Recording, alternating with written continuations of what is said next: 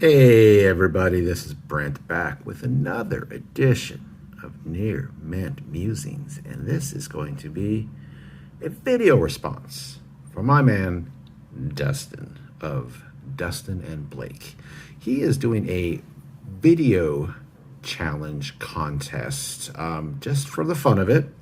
No milestone hit, just wants to have a fun contest and give back to the community that he is a vital part of, a pillar, if you will, in the card collecting YouTube community.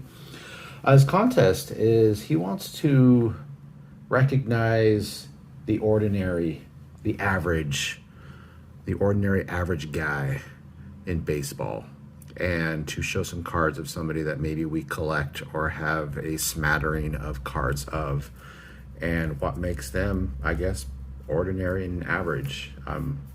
More to the sake of, maybe some that are overlooked. They're not as glamorous. They're not as heralded. And maybe they're underappreciated because of that. So I was trying to think of who I could show and who do I have a few cards of that would kind of fit this criteria. Maybe somebody unique that nobody was thinking of. And then it clicked as I was looking at my Walter Johnson collection. Now, clearly Walter Johnson would not fit into that category. He is anything but ordinary, anything but average. But I do have this glove that I keep with that collection. And as you can see, it has the name of Eddie Yost on it. This was a gift from my wife a couple years ago for Christmas. And this is his glove from, I believe she said it was 1958. Which would actually be his last season with the Senators as a player. But I kind of sent me on this journey to find out more about Eddie Yost over the last couple of years, and I've picked up some of his cards since and wanted to show some of those to you tonight really quickly, and also kind of give you some, I guess, ordinary, average stats of an ordinary and average player, which he really isn't, as you'll find out in a moment. So first I'll show you his 1949 rookie card. Now he started playing, he had a brief stint in 1944 with the Senators, and then kind of really latched on in 1946. And from 46 to 58, he was a mainstay at third base for the Senators. This is considered his rookie card, the 1949 Bowman. He is from Brooklyn, New York. Eddie Yost. 1949 Bowman, beautiful card, and a PSA 6. He has one of the highest propensities for base on balls. He is one of the career leaders in bases on balls, actually. Here is his 1953 Bowman color. Shout out to Bowman 53, Alex. He actually did a piece on the Washington Senators that I was able to help contribute to, and told him this is clearly my favorite card of the Senators that year. Just love the pose in the stadium in the background, the great stirrups. Look at that. Just love this card, everything about it. Actually, let's read the back of this card, because this kind of talks about what I was just mentioning. Eddie, one of the best defensive infielders in the American League, could be called the walking man.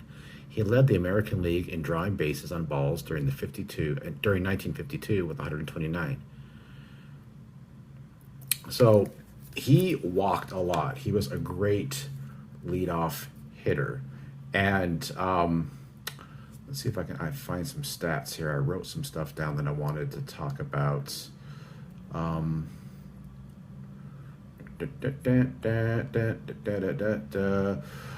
He was nicknamed the Walking Man. He actually continues to rank 11th all-time among major leaguers in that category.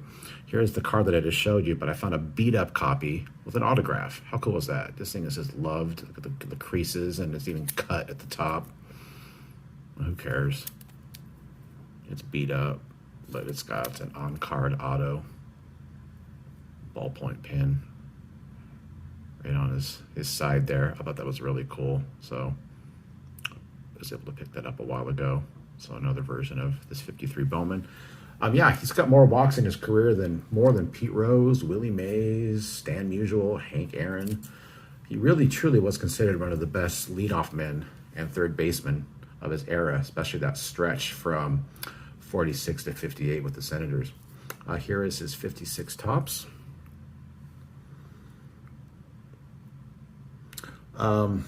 Between August 30th, 1949 and May 11th, 1955, he played in 829 consecutive games for the Senators, the 9th longest consecutive game streak in Major League history to this day.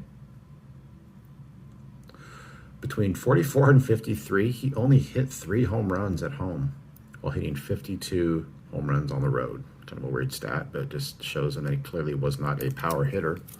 He just got on base a lot. And a lot of those base was not more, but often walks. Very patient at the plate. Here is his 1957 tops. Just another just beautiful pose.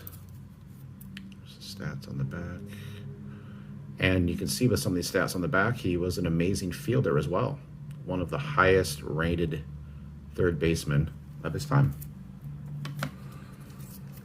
Here is his 1958, and we're going to pause for a second here because 1958 would be his last season with the Senators. He was traded in the offseason to the Detroit Tigers.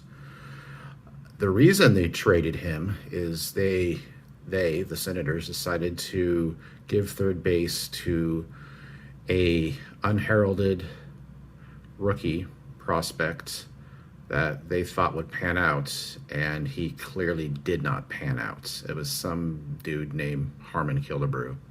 He ended up not doing anything. So, yeah. Seriously though, that's kind of another reason why I'm connected to Eddie Yost, is that's who was third baseman before Harmon Killebrew came along. So obviously that connection is very important to me as well. Last card I have is one of his last cards. I think it is his last card with the Angels. He played with the Angels in 61 and 62. Love that hat. What a great hat. Don't see that very often. So there's his robust career. He had 2 years with Detroit and all those years with the Senators. You see that break from 45 to 46. He was one of the many players who went to serve. He spent the 45 season with the United States Navy and then returned to the Senators late in 46. So there you have Mr. Eddie Yost. Definitely your average, ordinary guy when it comes to stats. He was very keen to get on base via the walk, not the glamorous player that you would, consider. He was an all-star 1 year, 1952, and he actually did get a World Series ring. He was the third base coach for the 1969 Amazing Mets. So he does have a World Series ring. So I thought that was pretty cool. The Miracle Mets in 1969. So there you have it, Eddie Yost. So this is my video response for Dustin of Dustin and Blake. Go check out Dustin if you haven't. If you're subscribed to my channel, you've got to be subscribed to his already. I don't see how that's even possible. And he's just a good guy and a really good friend. And I appreciate everything that he brings to the hobby. And I appreciate him as a person. And he has an amazing channel and a great heart for the community and a passion for collecting. So go check out his channel, Dustin and Blake. So this is my ordinary average guy video response. All right, I appreciate you all. Check you later.